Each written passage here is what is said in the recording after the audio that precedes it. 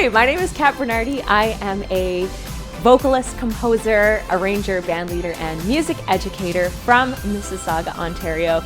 You can find out more about me and check out my stuff on my website, katbernardimusic.com, or you can find me on Instagram at katbernardimusic. I would say my style of music is greatly influenced by what I grew up listening to.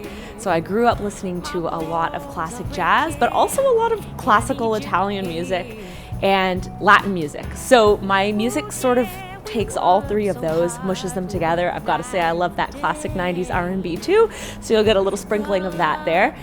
In terms of my performance style, I'm very theatrical. I actually studied theater for most of my life.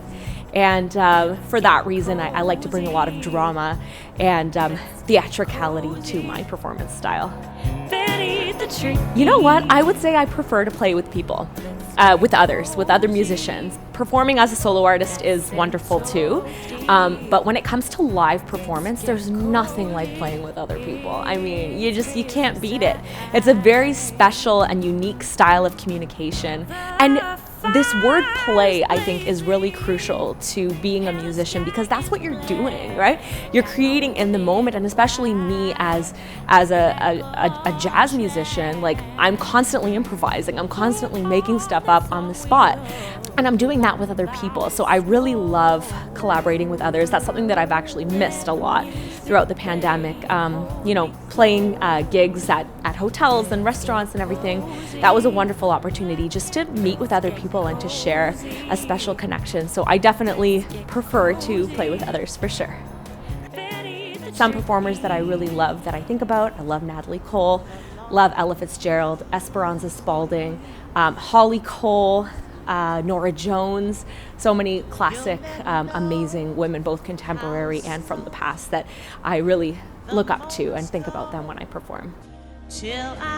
My dad and I listened to a lot of music in the car. That was our thing. Anytime we went on long car rides, he would always put on music. And our favorite album to listen to was the Natalie Cole Unforgettable album. And there's just something about her sound and her energy that I was really, really drawn to.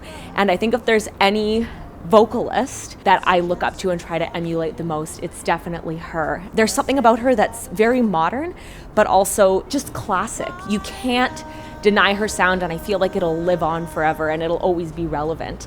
And for me, one of the ultimate moments that I will never forget is when Andrea Bocelli and Natalie Cole sang the Christmas song together. It was a Christmas special that John Foster and Andrea Bocelli put together, and I was just floored when Natalie Cole walked on stage during that special. I couldn't believe it because these are two artists that I look up to so much, and it's two styles of music that I grew up listening to, and it was like it was worlds colliding.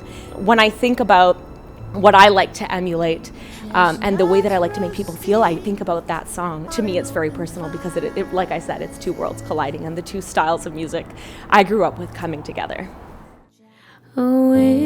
Yeah, absolutely. I would say that one of the best ways that the Mississauga Arts Council has supported me, I mean, aside from simply connecting me to other artists, because that's huge. I've met so many great artists through the Mississauga Arts Council. I would also say just the fact that last year I was granted 2 awards from MAC, and they made a huge difference to me. I got a micro grant award, which supported my EP, Let's Get Cozy, and I also got the Musicians as Video Makers grant with the help of a workshop that they also provided, and I learned how to video edit. That was pretty fantastic. I would say MAC just provides a lot of really wonderful opportunities to young up-and-coming artists to learn, and I, for one, never want to stop learning, so keep it coming, MAC.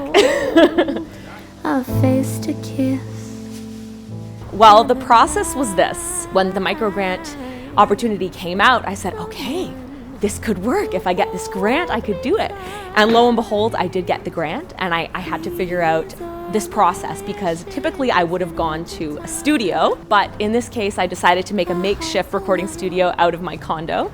So my little den, I hung up curtains and I set up everything with my computer, put a mic out there, and with the help of my co-producer and now husband, Thomas Francis, as well as a lot of wonderful artists, we came together and we all recorded from home. and I self-produced at home with my co-producer, and we just made it happen. And it was a really unique experience because we were not physically all together, but we made it happen through the magic of technology. That's a great question, and I don't think I've ever actually told this part of the story. So I had written a totally different song, and it was supposed to be the title track of my EP. It didn't have a title at that point, but I had fleshed out an entire piece. It had verses, it had a chorus, it had a cute little bass line, it had everything.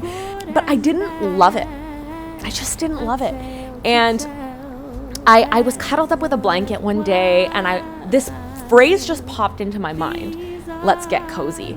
I don't know where it came from. I think it was because the blanket was like super fluffy and warm, and I was drinking a warm mug of coffee, and I just felt super cozy. But that feeling of wanting to be close to people, especially after having been so far away from people, that feeling of like wanting to cuddle up with someone that I care about and just like being in a space by the fire, that was something I really craved. So the phrase "let's get cozy" came to my mind, and I was standing in the little hallway between my kitchen and my den, and I just started singing, "Ooh, babe, it's been a long day." And I was like, oh, I like this. It just happened.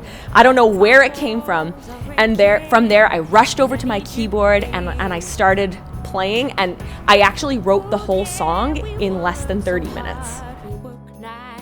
I love Christmas music, okay? And it's not even that I'm like a huge Christmas fanatic per se in the way that a lot of other people are. It's just that I love the music at Christmas time, and I love doing Christmas gigs and performing for holiday parties. And so I always knew that at some point I wanted to record a holiday album. So as you know, the first track, "Let's Get Cozy," is it's a more contemporary jazz piece, more on the commercial pop side. But all three pieces are meant to sort of give off this idea about people coming together. So I wanted to give off a feeling of nostalgia, even though "Let's Get Cozy" is a little bit new, whereas "Wishes in Wintertime" is a little bit more of a classic jazz ballad. And the reason why I wrote that piece was because I was thinking about what everyone craves when it gets cold. I feel like the summer is a time where people sprawl. They want to lay out on a beach, they want to travel, they want to go far, they feel a need to breathe and to get their space. Whereas in the winter, because we're cold and we're indoors, we're drawn together. And this idea about wanting that connection, wanting that love in wintertime is what inspired Wishes in Wintertime. And the third track, "O Como y Faithful" / "Adeste Fideles," it starts off in English and it goes into Latin partway. And I was initially going to be performing it partly in Italian because I love to perform in Italian. That's my family language. But I realized that most people in Italy actually sing the Latin version. That's the version that's most well known in Italy. So I decided to do it half in English, half in Latin, and it has this beautiful acoustic feel to it. Antonio Cucuzzo is a wonderful guitarist. He plays with me in that tune, and he did such a wonderful job bringing it to life. And there's a lot of rich harmonies in there. So I just wanted to really give off the idea of bringing people together, bringing in some nostalgia with a sense of newness as well throughout the whole 3-track EP.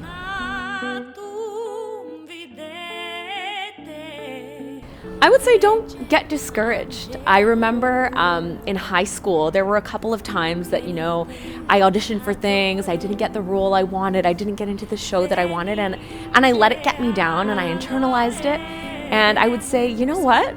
It's okay, because you've got something that a lot of other folks don't have. You have grit. And I think that that's something that has gotten me so far. So stick to it, young cat. It's okay. You will have disappointments. People will critique you, but that's just part of being an artist. And use that to make you stronger. Use that, learn from it. You don't have to listen to every piece of criticism that you get, but some of it can help you grow. And some of it you can say, that's all right. I don't need to deal with that today. All right, Mac, welcome back. We're here with Kat from Music Mondays. Kat, are you ready for the Music Mondays challenge? I sure hope I am, Marty. All right. This is your challenge today. Okay. You need to name for us, within just 30 seconds. As many holiday tunes as you can. Can you do it? I think if there's any challenge I can do, it's this one. All right. Okay. All right. I'll catch you down. In 3, 2, 1, go. Run, run, Rudolph, Rudolph the red-nosed reindeer, jingle bells, sleigh ride, oh come all ye faithful, I'll be home for Christmas.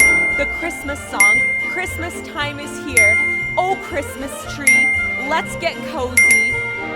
Tu scendi dalle stelle, Gesù bambino. I don't know if I said jingle bells, jingle bell rock.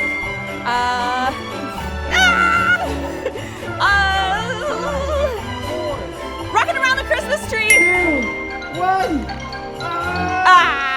Let's see how she did. All right, you won! Yay! Thank you, Marty. Thank you. Have a Merry Christmas, everyone. Happy holidays. Merry Christmas, happy holidays, everybody. Stay cozy.